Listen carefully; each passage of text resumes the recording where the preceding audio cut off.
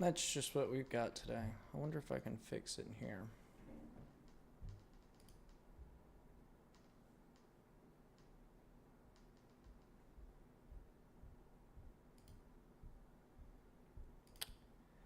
Nothing I can do, it seems. Yeah, sorry I'm late. My camera, I guess, updated. And now I cannot use the menu on the screen of it. Which is why I seem so dark.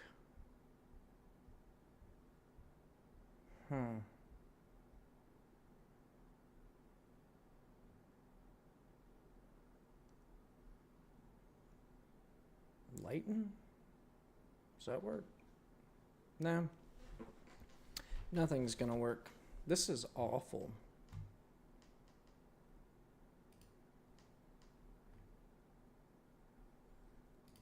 And there's not much I can figure out how to do about it.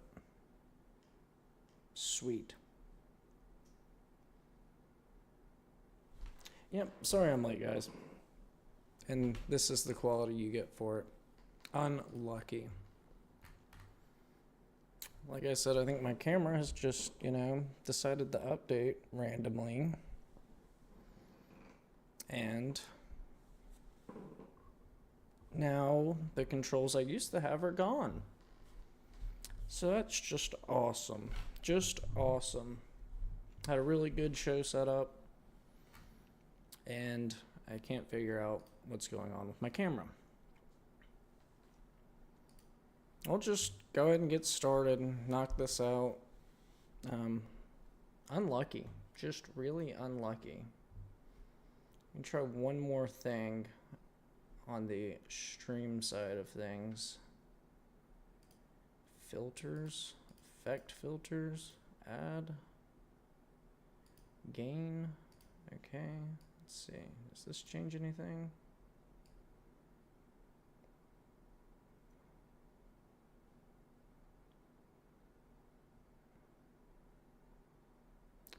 Not that I can tell.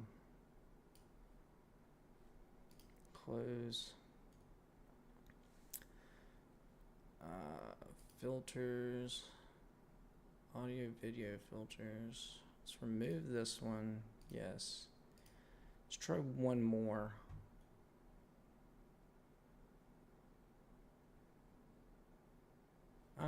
Whatever. This is what it is. I'm sorry. Maybe if the sun will adjust a little bit, it'll change. But it is what it is today. Unlucky, I guess. I wish I had a solution. I've been working on it for 15 minutes now. We'll just jump into it, knock today out, and maybe tomorrow, if I'm even here, it'll be better. So, today is Thursday, February 19th, 2026. This is episode number 58 of Addressing the Issues. So we got our first arrest related to the Epstein Files today. This is absolutely so annoying. Can we wait? I thought I had it for a second. What was that? Oh no. What if I just... I don't know what to do about this. I really don't. One more try. I don't know what to do about this, guys. I'm so upset. So we got our first arrest today related to the Epstein Files. They face life in prison. The only issue being is that it is in the United Kingdom, not the United States. Prince Andrew was arrested today for suspicion of misconduct in office and now faces life in prison in the UK. This would be the first senior member of the British royal family in modern history to be arrested. The only ever recorded arrest of a senior member of the British royal family dates back to King Charles I in 1647 during the English Civil War, in which King Charles I was charged with treason and executed. It seems like a fair punishment for people. Oh my goodness. Like a fair punishment for people who Epstein trafficked children to in the modern day, come to think of it. But the craziest part about this whole thing is that the UK won't arrest and convict the third world invaders that commit equally heinous crimes. They typically let these invaders walk free while only punishing apparently members of the royal family and their own natural citizens. However, with all their existential flaws, this makes the UK legitimately infinitely better than the US at indicting Epstein co-conspirators, saying that the United States has made no such arrests. Even with all the talk during the campaign and transition periods about finding the list, indicting the co-conspirators, we have seen no such action here. Instead, we've got countless Fox News interviews with members of the Justice Department. They look like deer in the headlights, backing all the way up on whether they even exist or not, claiming that there is no list and that Epstein trafficked minors to no one. I don't think anybody believes this. But, I guess the UK justice system is working for some people. Not the little girls that are born there, but apparently it arrests members of the royal family. I just thought this was interesting. Thought it was interesting how they're infinitely better at this point than doing what we were told during the campaign season would happen. Told by Kash Patel, Pam Bondi, Dan Bongino, and then we get Fox News interviews. We get people, quitting, saying that, oh, there was nothing that happened. We all know something happened. We're not that dumb. We're just not. However, given that the Dow is still below 500K today and still dropping, it should be okay with the Department of Justice to start indicting these child predators. Now it won't even focus on me. This is absolutely abysmal. This is so frustrating. I'm sorry, y'all. So, in another story, I guess a continuance of yesterday's story on the imminent war with Iran, President Trump today at the Board of Peace meeting referenced how Operation Midnight Hammer maintained peace in the Middle East, claiming that we may have to take it a step further or we may not. Maybe we're going to make a deal. You're going to be finding out over the next probably 10 days, like we said yesterday. Last time he said it was 2 weeks. It was 3 days before the United States struck Iran. I guess, given proportions, we're about 2 days out now, if you want to look at it that way. And maybe, like some people have argued, it won't happen. But I believe it is imminent. Let's look at what both sides of this conflict, this imminent conflict, want. Can it just focus on me, please? Even if it is dark. But let's look at what both sides of this imminent conflict want. So the U.S. and Israel both want no nuclear weapons production in Iran, no ballistic missile proliferation in Iran, and 3, for them to stop all funding to proxy groups such as the Houthis and Hezbollah. Iran wants sanctions lifted as a response for giving up these 3 concessions. But Israel does not want sanctions lifted because they believe that the money in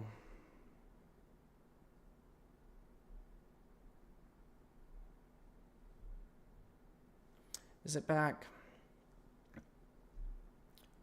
I just saw somebody in here.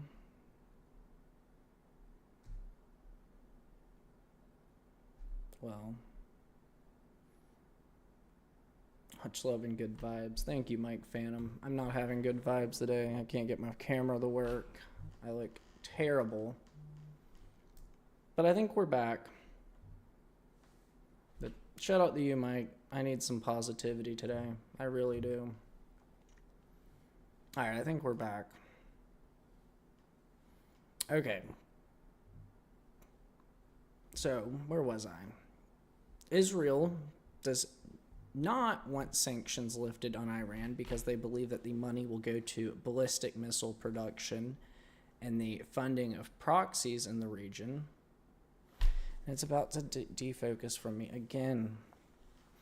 And Iran says that it will not agree to a deal unless the sanctions on its country are lifted. So it seems that these negotiations aren't getting anywhere. Nobody's going to get what they want. And if they don't get what they want, they'll go to war. So let's look at the threats that have been issued in the last couple of weeks. The U.S. has claimed that it will make its decision within 10 days. Israel has claimed that it will be striking Iran with or without the United States. Iran has claimed that if attacked by either, it will respond to both Israel and the United States, either being the country of Israel or U.S. bases and ships in the region. I guess and it would be both. Let's see. This has been such a issue today. But at this point, it does seem that the U.S. is damned if we do, damned if we don't, due to the entanglement we found ourselves entrapped in the region. But Iran and Israel are already beating the war drums, but a large portion of the U.S. population isn't. You may ask, why is that? Well, there's little risk as it stands right now for Americans at home. As I try to fix my camera once again, intervention would raise oil price, further stress a stagnant economy here in the U.S. Americans have a reluctance to fight in such a far region, which we seemingly understand so little about, much like what we saw in the global war on terror, especially seeing similarities between the topography of Iran and Afghanistan, except it would be possible to fit both Iraq and Afghanistan within the country of Iran and still have 170,000 square miles to spare, given the actual cohesion of the state of Iran compared to Iraq or Afghanistan, with the IRGC, Islamic Revolutionary Guard Corps, being one centralized army. The cohesion of the population, it seems, they seem to all be behind their leader right now, whether or not you believe the staged protests in the region that have been televised, and the unforgiving geographics of the nation. It's very mountainous, much like Afghanistan. And they also have a much more modern weapons system, such as the Fatah 1 and Fatah 2 hypersonic weapons systems, which the U.S. has claimed that it has, as of now, no way to shoot down said hypersonic missiles. So it looks like this is going to be Afghanistan 2 on steroids. And Americans obviously see that it will be costly, not only in American lives, but in national debt, as the global war on terror ran up $8 trillion US dollars of debt, an $8 trillion deficit, just in itself throughout the duration of the conflict. Debt we're still financing today equals to about 1/4, a little less than 1/4 of our national debt currently. And that's why Americans are hesitant. as of right now. Wouldn't attacking Iran open the U.S. to a higher threat of terrorism?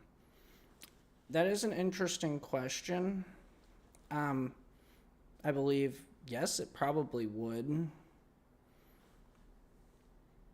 In general, just attacking in general, I think it would. But also most of these, proxies are just in the Middle East region.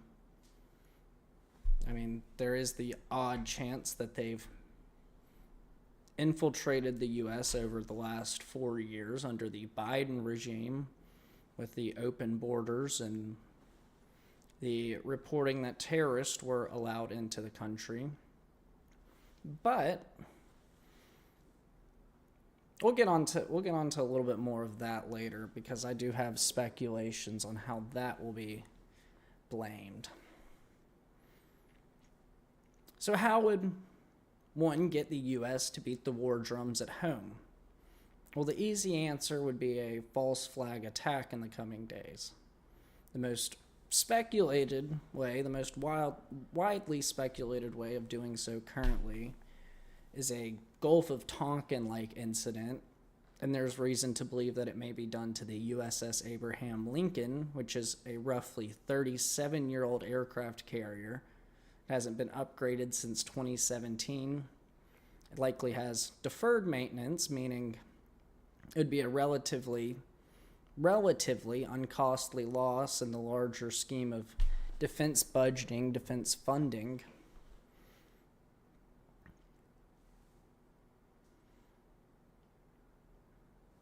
However, the loss of a ship of that nature, that size, would likely get the war drums beating at home, a ship of its significance. So how could this happen? Well, how could the USS Abraham Lincoln be attacked?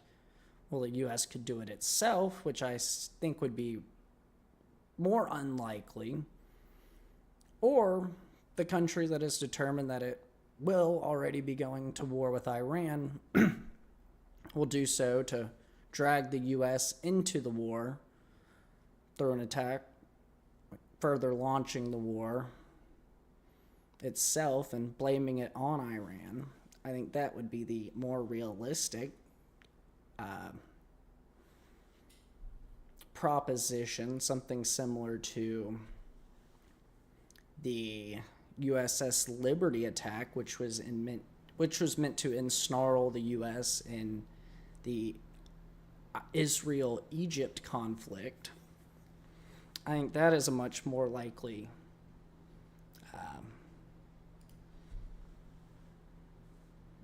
outcome, likely happening. I don't think the U.S. will do it to itself. I think it'll be much like the USS Liberty, and we'll be at war before we know it, before the news even gets back home.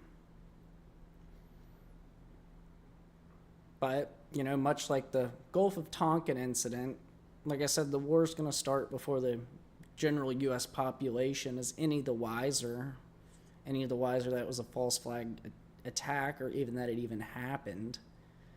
I mean, it could legitimately happen and we could be at war before it's posted on Fox News, CNN, NBC. And then, once it's started, it's started. You can't put the genie back in the bottle. You can't put the toothpaste back in the tube. Jets would be striking Iran by the time the public hears the news, and we'll be in a full-out war before anybody can actually comprehend what's happened, before they even know of it, possibly. But another way that a false flag could get the U.S. population beating the war drum is a terror attack on U.S. soil. This is what I was saying earlier. Either one large attack at, some point this weekend or the next, public setting, large city, where they miraculously find an Iranian passport in the carnage, kind of like how they did on September 11th with the Saudi passport. Or a string of terror attacks over the weekend or next weekend where everyone is claimed to be related to the state of Iran, either through proxies once again with Iranian passports or identification cards, and then blame it on Biden's open borders. And whether the culprits are Iranian or not, it wouldn't matter. The war drums would be beating before we found out, before we became wise enough to understand. Or flying F-35s over Tehran. And there's also the possibility it could be something like the Curtis Colwell Center attack, when an FBI agent followed the culprits around and told them to tear up Texas before they attacked a Dra Muhammad the Prophet event in Texas. And like I say, before anybody finds out that it was a false flag, the U.S. population and the U.S. media are going to be beating the war drums. And we're in all-out war, running up our national debt halfway around the world. But it does seem like a perfect weekend for this. You have the media right now talking about aliens again, which I consider an absolute distraction after President Obama claimed in a podcast that aliens exist. And now you have President Trump claiming that President Obama gave classified information and that he made a big mistake. But this will be your diversion. It'll be something of this nature. Major news will be splitting time between aliens and Trump prosecuting Obama for talking about aliens. And then all of a sudden there'll be reports of some incident involving Iranians. And while they're caught up caring whether aliens exist or not, aliens, which so far have never had any real effect on most people's lives, definitely haven't had any real effect on my life. I don't have many interactions with them. If they do exist, we'll be distracted and we'll sleepwalk into the costliest war monetarily in our nation's history. When people stray too close to the truth of the conversation of what's going on with the Iran situation, whether it be false flag attack on a ship, on a base, or even at home, we can just switch over to how we're prosecuting Obama and whether aliens exists, and our 1 minute clip scrolling goldfish brains will be distracted from the actual issue that it's going to be costly monetarily and through human lives. That's what I have for you today. I wish I had more. I will comment on what's been going around near me in the great Palm Beach County. We've had a child skipping school for an ICE protest hit by a car. Go figure. It would have been a lot safer learning. It would have been a lot safer in math class than running through streets and getting hit by cars. In another protest here today, we've had a old man get arrested for beating a immigrant Trump supporter with a flagpole. So these protests around me are kind of heating up. I thought that was interesting, I told you a month ago that the kids are a lot safer at school than they are doing these ICE walkouts, believe it or not. And people are facing the consequences. Some kid got hit by a car. Now the peaceful, loving Democrat Party is beating immigrants with flagpoles because they support Trump. It's crazy times we live through. But yeah, we got our first Epstein arrest. It's not even in the U.S. We've got plenty of people to arrest here. The Dow is below 50K, so we should be getting arrests according to Pam Bondi's logic. We're on the verge of a super costly war with Iran. A war that, as of right now, nobody cares to go fight. Now, once we do have some random incident, we'll get the rally behind the flag effect. And we'll see, people calling for war like it's 2001 again, 2003. And we'll be marching young kids into little known lands across the world for, no reason really. They can't attack us as of right now with conventional means. A conventional war would be super deadly for the U.S., super costly. And Americans, in general, don't want it. They don't want, the price of oil to double or triple because of supply issues. I think all of us would rather, fill up our tanks of gas for like $30. I honestly do believe we could have gas at around $1 or something if we weren't so involved in doing war in the Middle East. If we weren't so involved in picking fights that we have, no skin in the game about. I do honestly feel that way. I think it'd be much more effective if we were to, have good trade deals, have cheap gas, be able to build our economy as opposed to switch over to a war-funded economy that leaves you, broke at the end of it, and all your manufacturing is geared toward the war machine as opposed to, building things, building buildings, skyscrapers, houses.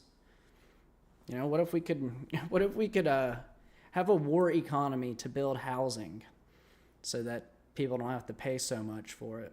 I think that would be a good idea. Have gas at around $1.50 a gallon as opposed to $3 right now. I think that's a better idea. But there are, some rich people that'll get even richer. So I'd keep your eyes out this weekend over these next 10 days because they're going to need something to get the war drums beating at home. And it's going to be ugly. It's going to be shocking. You're not going to understand why. Well, you will understand why if you watch this. It's to get the war machine going, get the war drums pounding, get the media on board, get the population on board, and then by the time the population actually understands that it's not what we've been told it was, we're going to be shocked, we're going to be broke, and we're going to be upset. So do I think, attacking Iran opened the U.S. to a higher threat of terrorism? In a way, yes. I think, we should just stay out of it. I think the terrorism is mostly in the Middle East, which has very little effect on my everyday life, almost as much as aliens. I've had as much time spent talking to aliens as I have in the Middle East. Infrastructure money should be spent on infrastructure. Oh, I entirely agree. Just something other than missiles and tanks and fighter jets. We have plenty of fighter jets and stuff. We've exhibited that over the last week. But maybe we could invest in my idea of the future of American transport where only cars are allowed on the road. Everything gets shipped on train tracks, so I don't have to deal with deadly 18-wheelers, which seem to not be getting any better over recent months, years, especially given that apparently they just hand out those driver's licenses with no name given on them across plenty of states, New York, California. No, I think, if we could fix our potholes in our streets, it's a lot better expenditure of money than putting potholes in Iran. because I'll never go there. I'll never talk to an alien either.